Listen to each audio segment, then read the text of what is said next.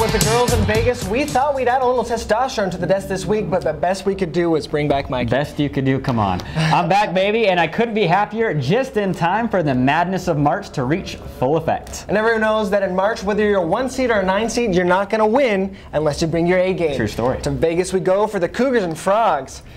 Early in the first half, Cougars up 5 when Jimmer makes a nifty cut to the basket to find himself all alone for the easy 2. But in the first half, TCU always had an answer. Hank Thorns pulls up over Jimmer and knocks down the jumper. Horned Frogs go into the half up 1. How would Coach Rose rally the troops? Well, whatever it was, it seemed to work. Fredette to Abul for the up and under. He finished with 14 points. And then Jimmer doing what Jimmer does best, from deep, and got it. Cougars up 8. Game in the bag, right? Or not. Greg Hill, the deep 3, basket and the foul.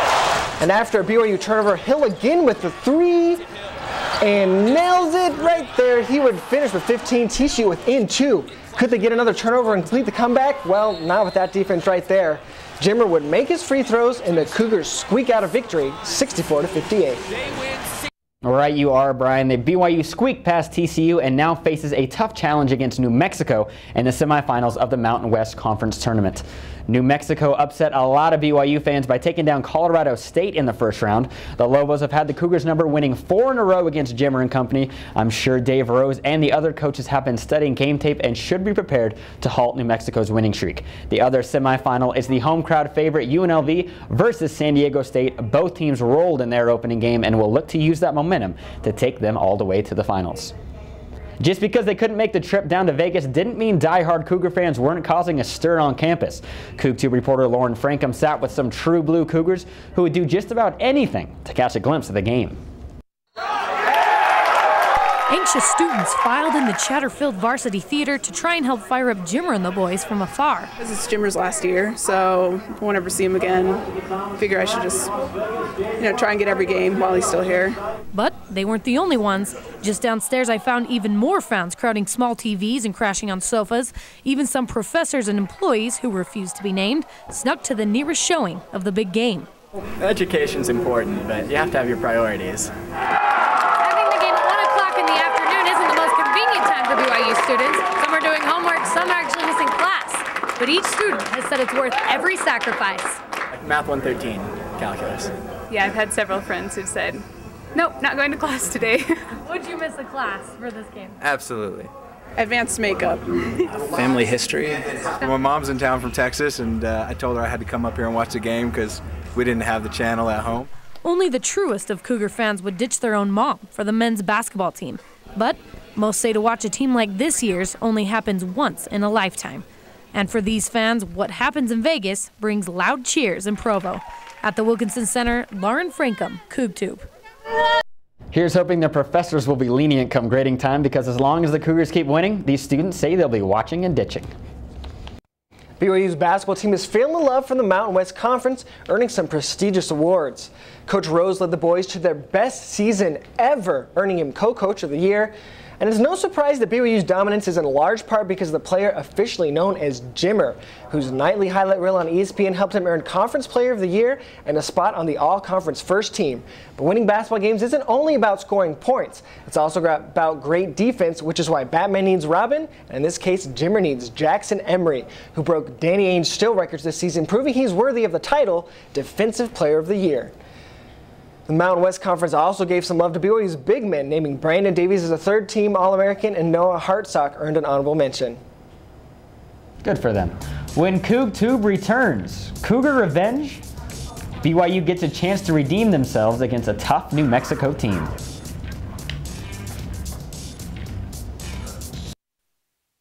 The fans here on campus aren't the only ones cheering the Cougar fans on. From what I've heard, Las Vegas is bleeding blue. CoogTube reporters Brianna Carr and Rachel Schwartz are at the conference tourney to tell us BYU fans are coming from everywhere to cheer on their Cougars. That's right. Cougar fans are more than ready to cut down another net and head on to the big show. Yeah, I caught up with some fans here in Las Vegas, and they say it's well worth the trip to come watch the Cougars play. Fans traveled far and wide to cheer on their Cougars in the Mountain West Conference tournament. Some fans even played hooky from work and school to follow the team to Vegas. Came from BYU, missed a few classes, had to rearrange a few tests, but definitely couldn't miss this. It's pretty awesome and a unique experience. So. Fans said they have no lack of confidence in the Cougars' ability to take the championship and beat the team that's given the Cougars their only 2 conference losses of the season. I think we're going to do like we've done all year, and, well, hopefully we'll beat New Mexico, and then we'll do like we've done all year and win all the rest of our games. Cougar fans expect a lot of their team and hope that the tournament gives them a good excuse to celebrate this weekend. Well, I mean, not going to say that we're going to go crazy after we win this, but we will, and it's going to be a lot of fun. Pretty excited to bring down the championship on this one. Jimmer Mania hasn't just taken over BYU campus, it's sweeping the nation, and Las Vegas has the fever. Who's Jimmer? I'm just kidding. If Jimmer were here right now, I'd say we support you 100%. We're behind you. We want you to do your best out there. And you're our friend. That's what I tell him more than anything. I'm your friend. Jimmer certainly needs to play his best game today against the Lobos in order to give Cougar fans the big win they've been hoping for. Right now, the Cougars are busy preparing for their matchup against the Lobos coming up in the next few hours. CoogTube reporter Kim Huber is with us to take a look at tonight's game. Well, tonight's game is going to be intense for the Cougars as they prepare to try and beat New Mexico for the first time this season. Over the last 2 years, New Mexico has given BYU fits. In fact, the Cougars haven't beaten the Lobos in 4 straight games. But first, the Cougs had to take care of business against a fired-up TCU. From the get-go, it was clear that the Horned Frogs planned to slow down the pace of the game and make BYU work for every point. You know, again, we knew coming in we had to try to control tempo as best we can, and the game was in the 60s, so we couldn't have done a much better job with that.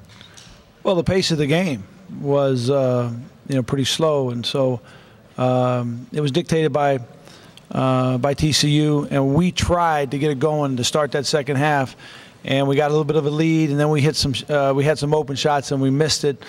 And then they did a good job of coming back. Although TCU didn't get the win, it might have provided a blueprint for further success against BYU shooters. The slow pace made the Cougars work hard in the half-court defense, and that threw off their rhythm on the other end of the court. But, again, our guys, they rose to the challenge, and, you hold BYU to 36% shooting in a half, you're playing hard. New Mexico will surely try and slow the game down as well. Injuries have definitely limited their depth. Against Colorado State, forward Tony Snell played only 6 minutes because of a sprained ankle, and guard Darius Gary looked like the walking wounded after the game. Both will be ready to go against BYU, and the Cougs cannot afford a slow start. The Cougars have their work cut out for them. New Mexico feeds off Gary, who likes to penetrate the paint and finish with a basket. If BYU doubles to stop the penetration, the Lobos have proven that they can find the open shooter and knock down the 3. Add the low post presence of Drew Gordon into the mix, and the Lobos are almost unstoppable against the Cougars. With his 13 rebounds against Colorado State, he proved that even other teams haven't found the answer to stopping him beneath the net.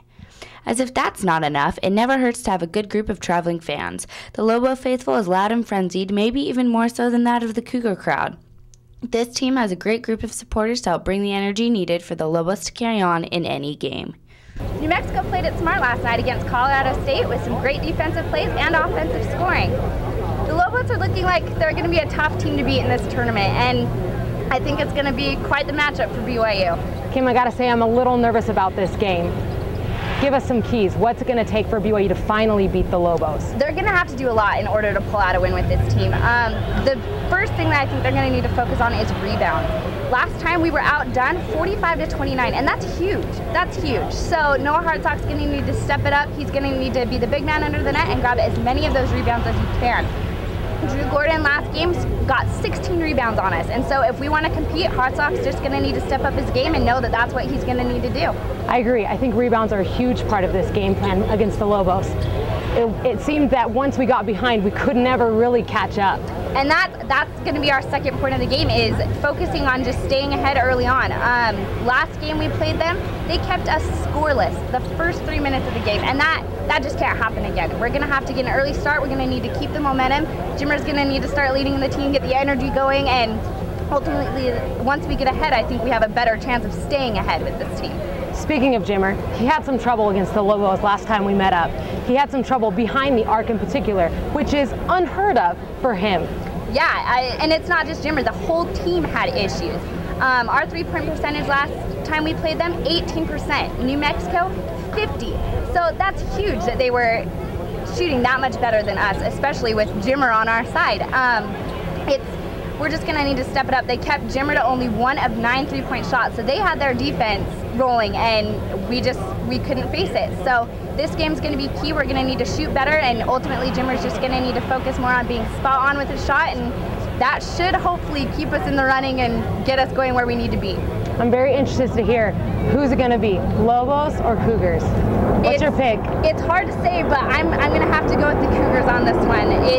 It's different playing here in Vegas in the tournament, and it's a different setting, but you have to look at the records. New Mexico's 8-8 and we're 14-2, but at the same time, those 2 losses are against this team.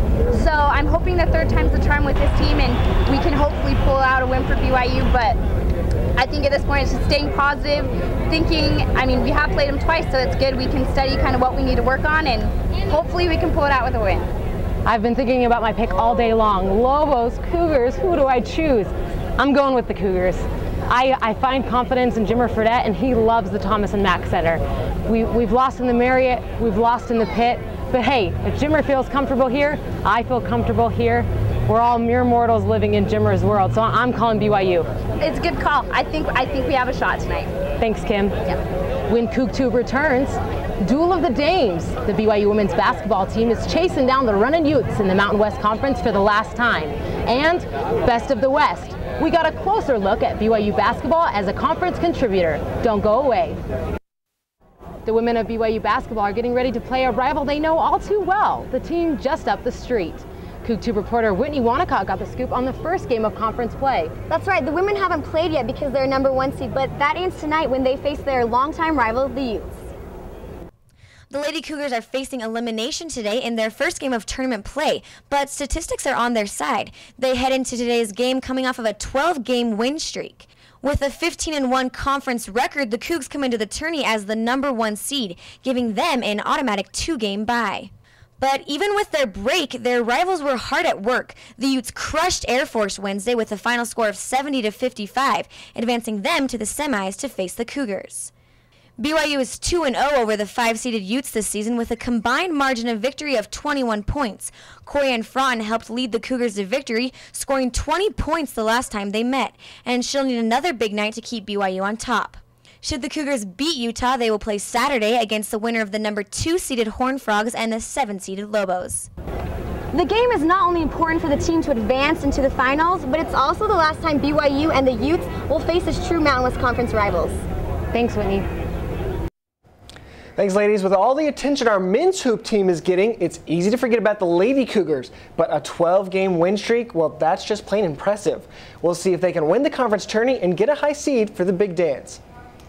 Well, after BYU wins this weekend's tournament, fingers crossed and knock on wood, they'll be done with the Mountain West Conference for good. But just before the tearful departure, we get to hear from Brianna Carrigan, who caught up with Conference Commish Craig Thompson. Commissioner, thanks for being with us. Sure. You've had 2 top 10 teams for the majority of the season. What has that meant to the conference?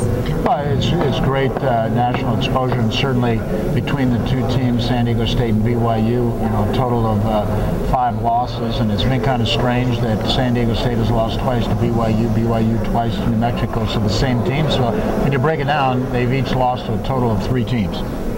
Right. So a lot of experts have argued that the Mountain West Conference is the best conference in the West. What do you think about that? Well, I think it has been for a couple of years. We've had 4 teams in the NCAA tournament last year, certainly 3 teams this year. I think what we need to do now is advance a little bit. We've had 2 teams in the Sweet 16 in the 12-year history, and hope we have some success in the postseason, because similar to football and getting to that BCS level, that's really where you make your mark. Right. tonight. You have a Player of the Year in Jimmer Fredette. How has that exposure benefited the Mountain West Conference? Oh, it's great. You know, Jimmer's an adjective, a noun, a pronoun, and all of it. It's been fun, and I think very deserving. And you know, he's such a personality. I think a lot of people were. He was made notice of last year in that Florida game when he was on the floor and pumping his fist and grinning. You know, he's just he's got an infectious smile, and people like to see that. And he's very creative in the way he scores. So where is the future of the Mountain West Conference going? Where do you see it going? Well, you know, in basketball, we're going to be very good. San Diego State, New Mexico last year was a 3 seed with 30-plus wins, back-to-back conference championships. UNLV, where we're going to reconfigure a little bit in football and bring in a Boise State that's one of the hottest teams in the country and certainly has made a mark. So I think it's going to be a new look. It's going to be back to the future a little bit in a few years with some of the former conference members that were in the WAC with them. So we're going to go back in time a little bit in 2012. Great. Thank you so much, Commissioner. Thank you. Good stuff, Brianna. Way to get that interview. It'll be interesting to see if the conference can keep this momentum up with such a shakeup coming this offseason. March usually means basketball tournaments and spring football practice, but CoogTube reporter Tommy Herman tells us why this week was important for Cougar football players who finished their eligibility last season. 8 former Cougar football players had a chance to chase their dreams in front of a number of NFL scouts at BYU's annual Pro Day. It's not every day you get a shot to reach your childhood dream.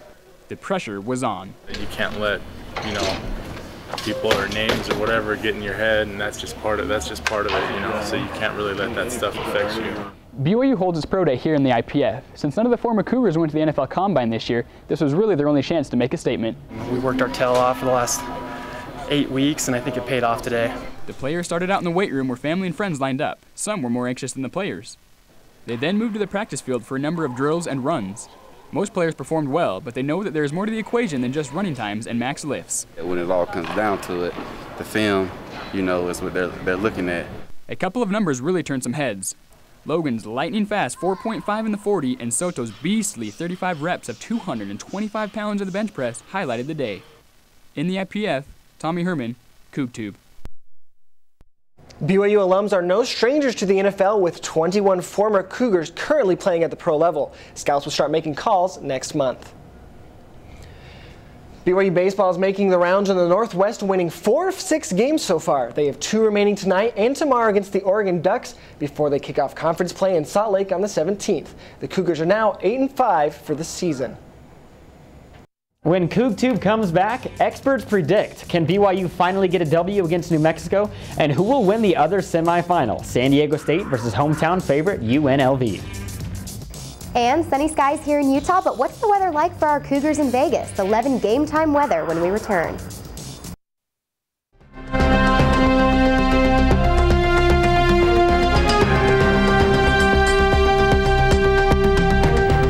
I'm loving this weather. I slept with my window open last night. Brian's wearing flip-flops. Yeah, for the first time in months. How long are we going to be able to see this kind of weather? You know, I think it will stick around for a little while. If we look outside right now, we can see that it is just a beautiful day out there. You see the Smith Fieldhouse and the indoor practice field right behind me, and it is just gorgeous out there, and the temperatures are pretty lovely as well. Right now it's 49 degrees, so not too cold, and the wind speeds are very low. Humidity's pretty mild, so it feels really nice outside right now.